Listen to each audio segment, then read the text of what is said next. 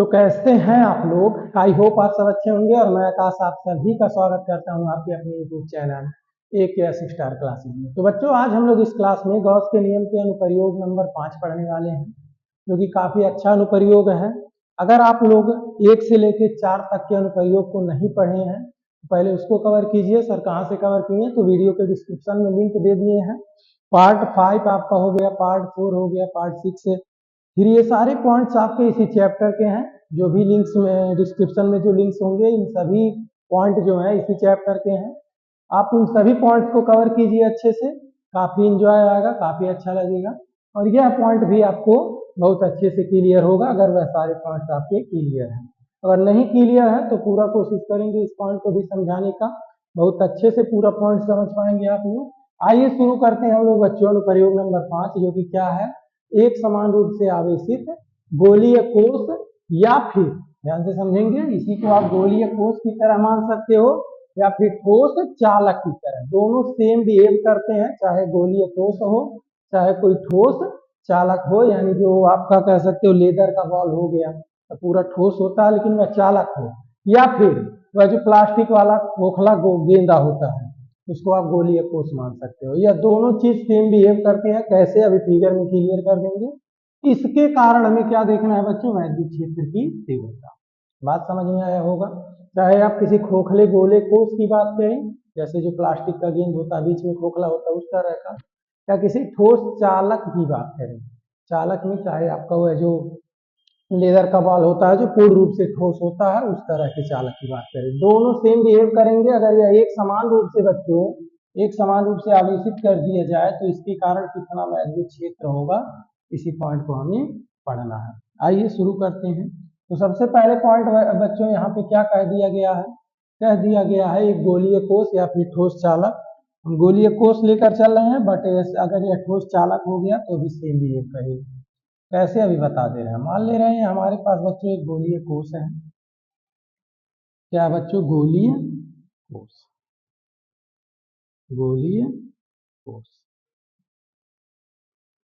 ठीक है। सर ठोस चालक कह रहे थे, चलो ठीक है। इस तरह से अगर मान लो हमारे पास ठोस चालक भी हो तो भी क्या होगा, ध्यान से देखना। अब यहाँ क्या लिखा है? गोलीय कोष या ठोस चालक एक समान रूप से आवेशित। जब इसको आप एक समान रूप से आवेशित करेंगे बच्चों, जब इसको चार्ज देंगे आप लोग, तो खोखला है तो बीच में चार्ज तो रहेगा नहीं, क्योंकि खोखले बॉल के अंदर बीच में तो कोई मास रहता नहीं है। चार्ज बिना मास वाले ऑब्जेक्ट पे रह नहीं सकता, चार्ज को रहने के लिए द्रव्यमान चाहिए।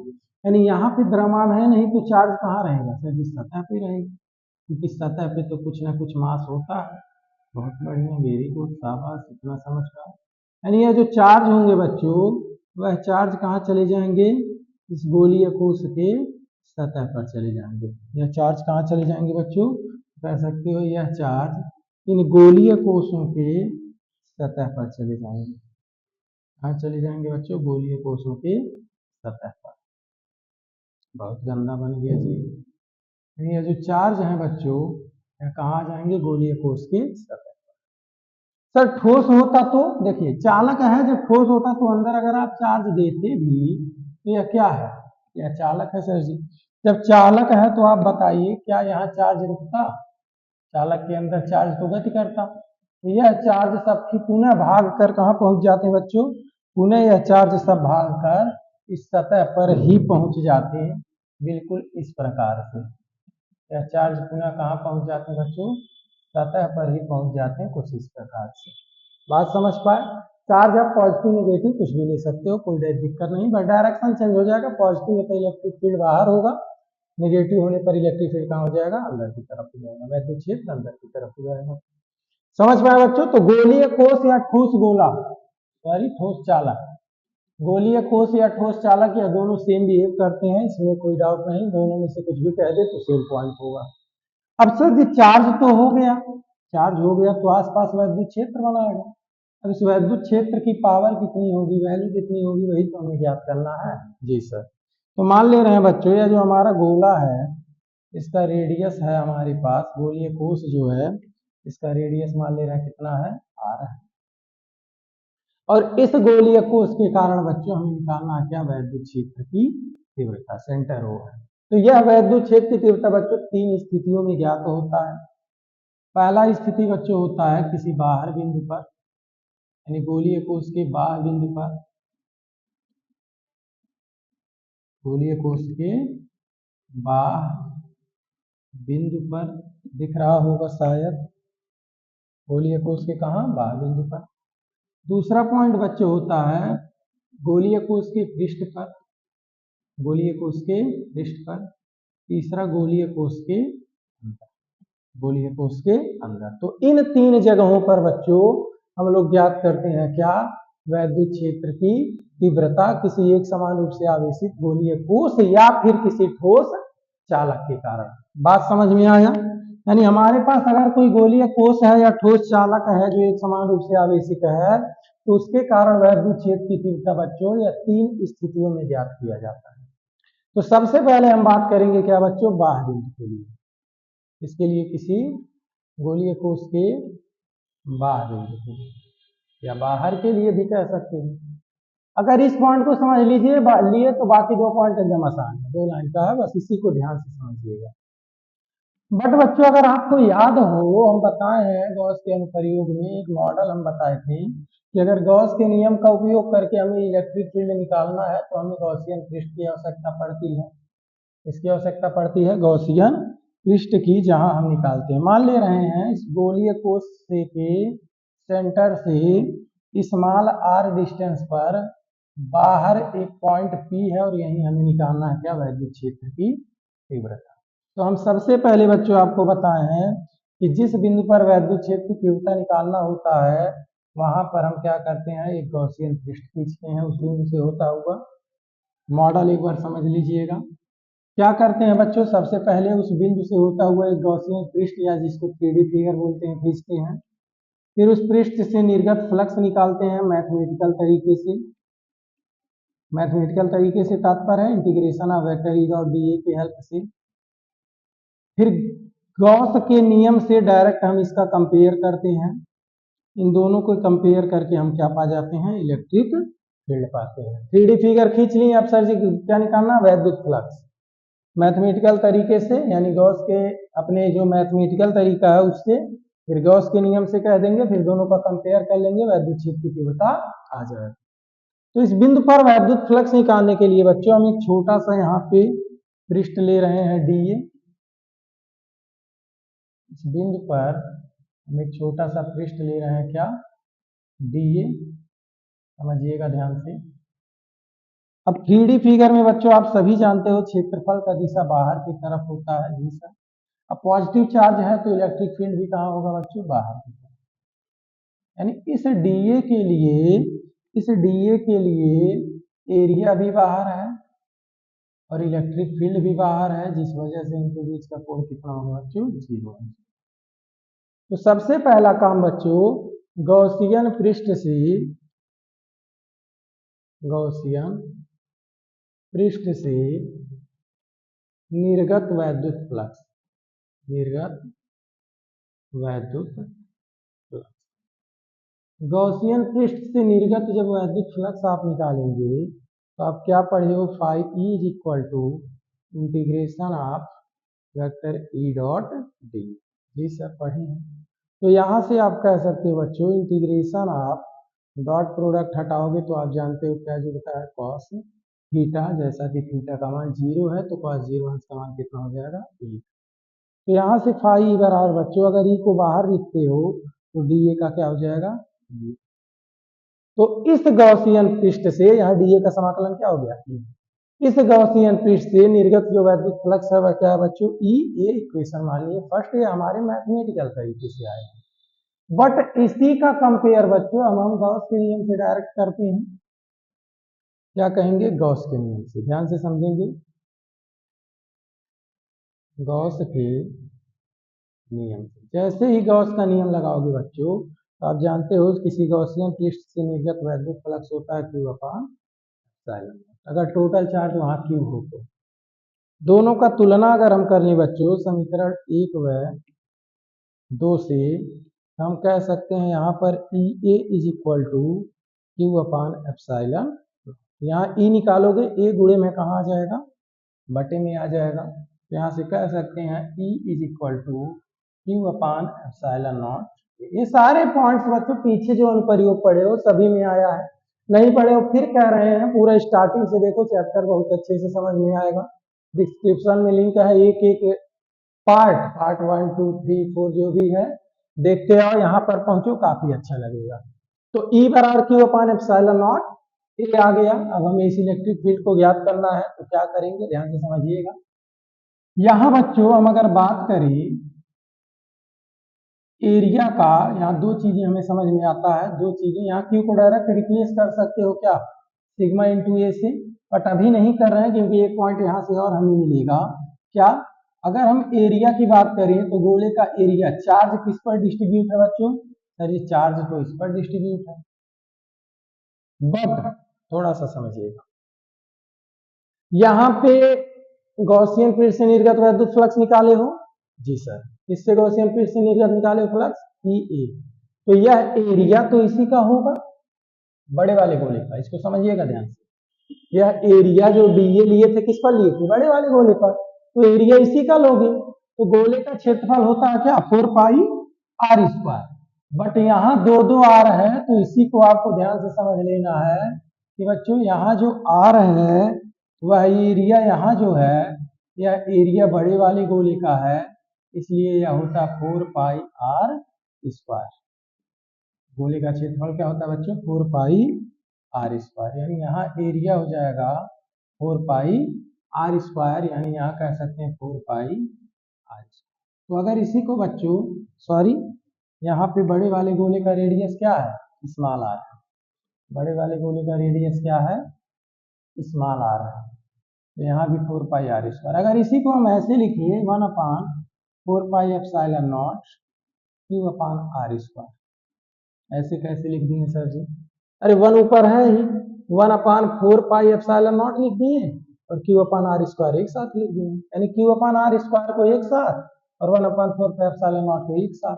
तो इससे क्या आपको समझ में आ रहा है बच्चों, इससे आपको एक चीज समझ में आ रहा होगा कि सर जी यह तो हमें पहले चैप्टर में पढ़े हैं बिंदु आवेश के कारण वैद्युत क्षेत्र की तीव्रता, किसमें पढ़े हैं बिंदु आवेश के कारण वैद्युत क्षेत्र की तीव्रता में। हाँ, तो इस सूत्र से यह स्पष्ट हो रहा है, इससे यह पता चलता है, इससे यह पता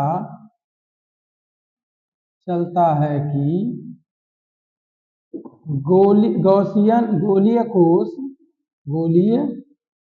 कोष ऐसा व्यवहार करता है, ऐसा व्यवहार करता है जैसे संपूर्ण आवेश उसके केंद्र पर स्थित हो, उसके केंद्र पर स्थित हो। इसका क्या मतलब है सर जी, ध्यान से सुनिए। ये बताइए आप क्या पढ़े हो, एक चार्ज से r दूरी पर वैद्युत क्षेत्र की तीव्रता 1 अपान 4 पाई epsilon not Q upon R square, यही पढ़े हो, दिख रहा होगा 1 अपान 4 पाई epsilon not Q upon R square, यही पढ़े हो, जी सर। तो आप बताओ इसी से यह दूरी तो R लिए हो, इस पॉइंट से ही तो यह दूरी R लिए हो, जहां वैद्युत क्षेत्र कितना आएगा 1 अपान 4 पाई epsilon not Q upon R square. इसका मतलब यहाँ जो बिंदु है यही टोटल चार्ज है क्या, क्योंकि इसी बिंदु पे तो चार्ज है। हाँ, तो वही लिखे हो कि एक गोलीय गॉसियन पृष्ठ बच्चों ऐसा बिहेव करता है, एक ऐसा बिहेव करता है जैसे संपूर्ण आवेश कहाँ स्थित हो, उसके केंद्र पर स्थित हो।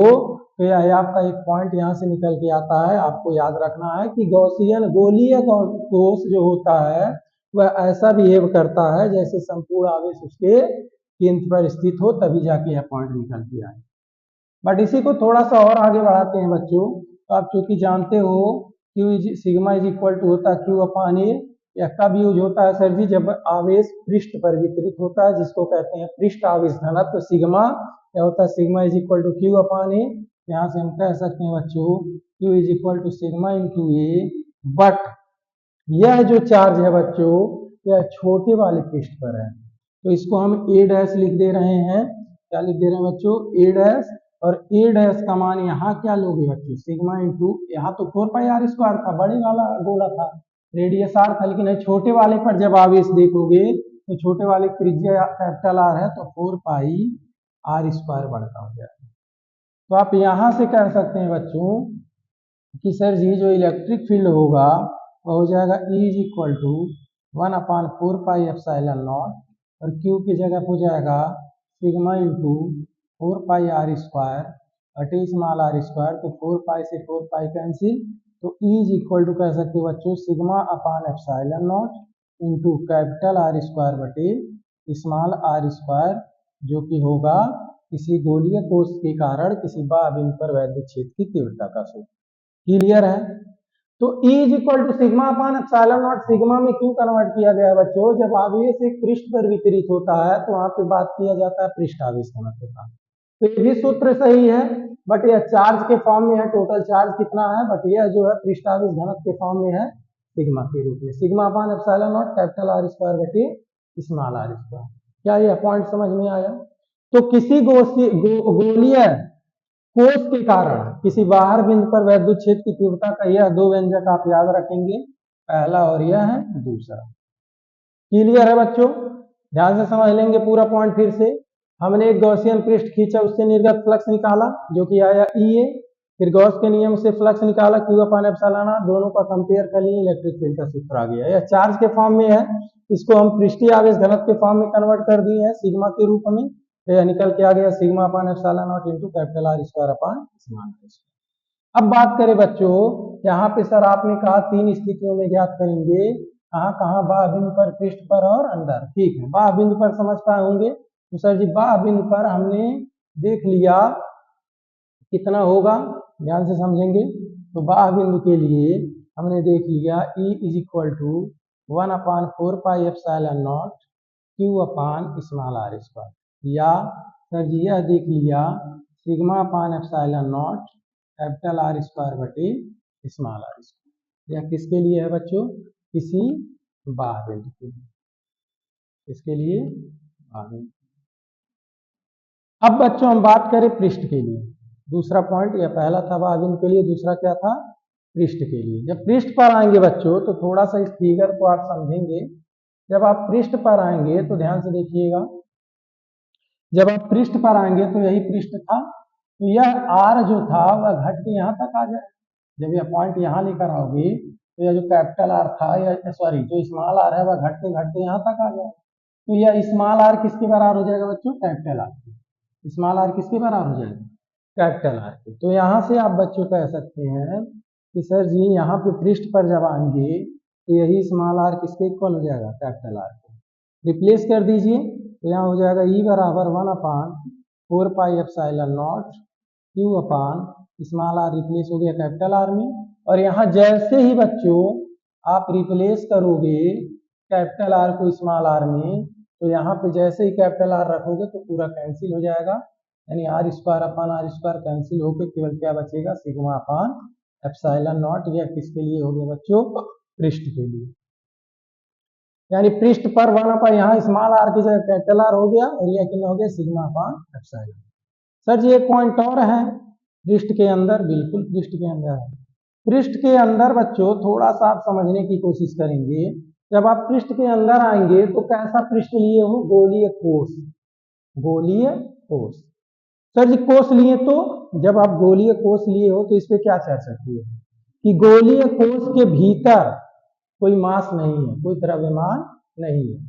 जब द्रव्यमान नहीं है तो सर जी अंदर चार्ज भी नहीं है। वही तो फिगर में बताया गया है, सारे चार्ज कहाँ भाग के चले गए हैं? पृष्ठ पर, यानी अंदर कोई चार्ज उपस्थित नहीं है। तो अंदर जब आएंगे बच्चों तो यहाँ Q कितना हो जाएगा? पृष्ठ के अंदर आएंगे तो Q हो जाएगा 0, और जैसे ही यहाँ 0 रखोगे तो गुणा करने पूरा वैल्यू क्या हो जाएगा? 0 हो जाएगा, यानी अंदर कोई भी वैद्युत क्षेत्र नहीं बनेगा। क्लियर है?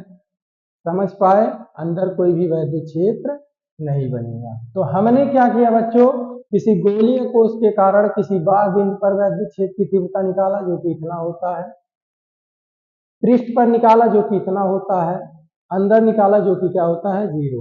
सर जी प्रश्न क्या बनता है? सेम यही प्रश्न बनता है, कहता है कि किसी एक समान गोलीय आवेश के कारण, किसी एक समान गोलीय कोश, इसे सुनिएगा, किसी एक समान आवेशित गोलीय कोश के कारण बाह्य बिंदु पर, पृष्ठ पर और उसके अंदर वैद्युत क्षेत्र की तीव्रता का व्यंजक प्राप्त कीजिए या व्यंजक लिखिए या प्राप्त कीजिए।